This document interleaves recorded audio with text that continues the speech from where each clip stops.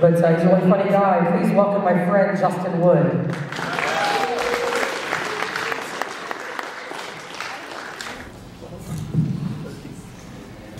All right, how's everybody doing tonight?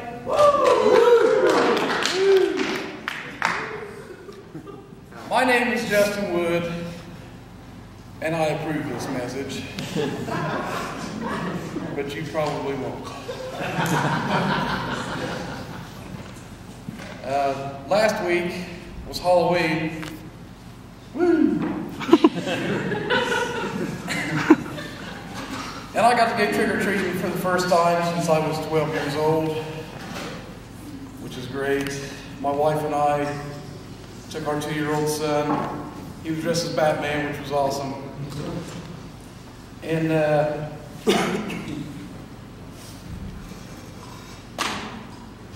I always thought that only giant assholes took their 2-year-olds trick-or-treating, but apparently it just takes a regular one.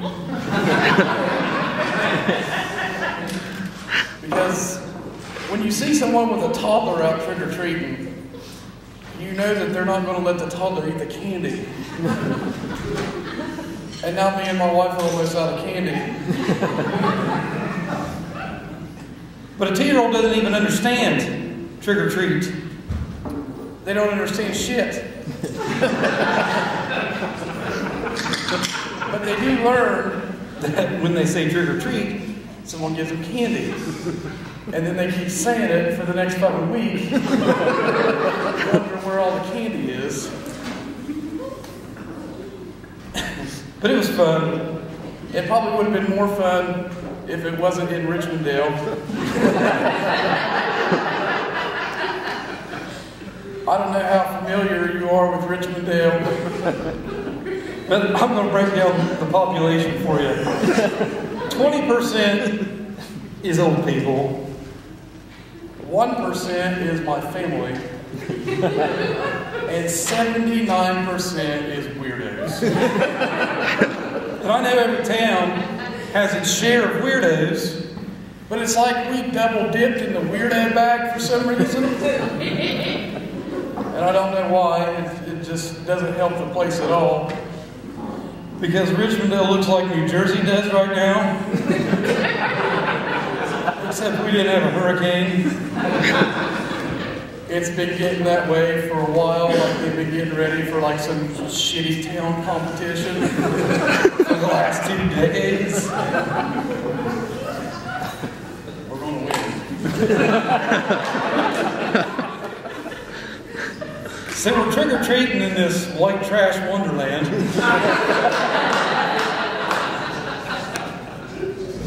And after a while you start to think, maybe some of these people shouldn't be giving my kid candy.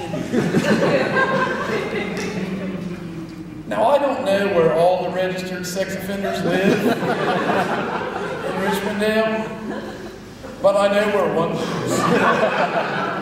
And that son of a bitch is sitting on his step with a big bowl of candy and probably a huge boner. And if you feel like vomiting after that, that's an appropriate response.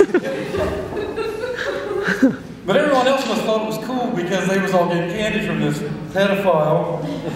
And my wife wanted to cross the street and go out around. But I was like, no, there's a whole bunch of people there. We'll just walk right by and ignore him. And of course, when we got up there wasn't a fucking person in sight. And by now, my kid is used to strangers giving him candy. And we're walking by and he's looking at the bucket of candy. And as we're walking away, he's looking at me like, why in the fuck didn't we get that candy?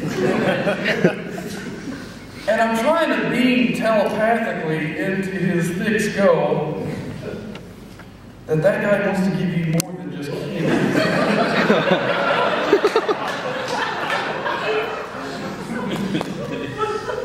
And I swear to God, the look on his face changed from, oh man, no candy, to, oh shit, never mind. I bet there's more candy around the corner. So now I think my kid either has the world's shortest attention span, or he can read my mind. So I'm thinking we should have dressed him up as like Professor X from the X-Men.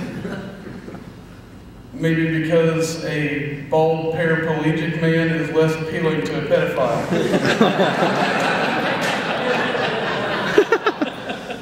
I think, I don't know. But everybody's excited tonight, right? About the election. Yeah. You know what we get tomorrow, right? Fired. Do you what? We don't get fired. We get beer commercials back. It's been like 2 weeks since I've seen a beer commercial. How am I supposed to know that I'm getting superior drinkability if I don't have a beer commercial to tell me?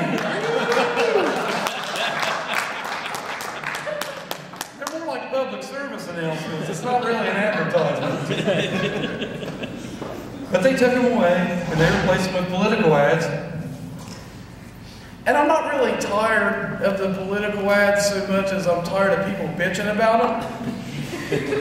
Every fucking person that you see, oh my God, all these political ads are killing me. Oh, jeez. And the mailers and the phone calls. But they must be making you feel important because you have to tell every single person you see about every single one you got, like you're the only fucking one that's getting it. Fucking quit it.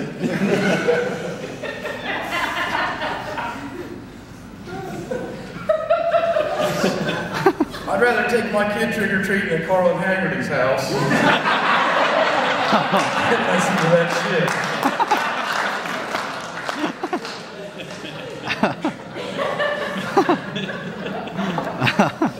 So did everyone vote today? Yeah. Are you proud of yourself? Any fucking idiot can vote. You didn't really do anything. I was actually hoping most people didn't vote because I know that most of you get your news from Facebook. And I don't know if you know this or not, but your dickhead Facebook friends are not a reputable news source. I checked. And I don't have Facebook. Yes, Lord, I see the light. Give me a time. How much time do I got? You could acknowledge me and I put fucking flashlight at you, damn it. I did now. Okay. All right. Well, that's more than enough. It's going to take a minute and a half to remember where I was.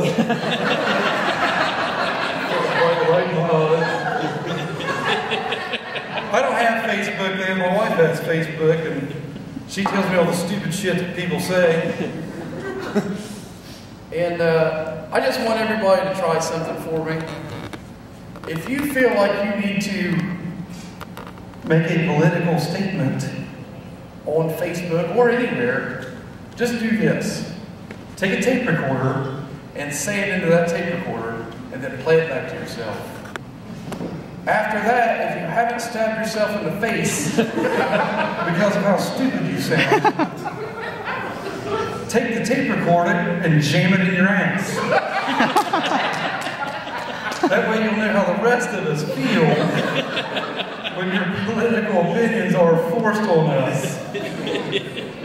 And if you still feel good about it after that, go ahead and post it. It's probably fine.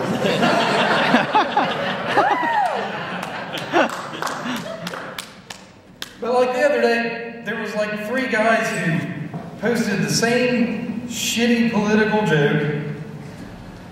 And they, they all changed a little bit of it, thinking they're clever. Like people were going to read this like, oh, this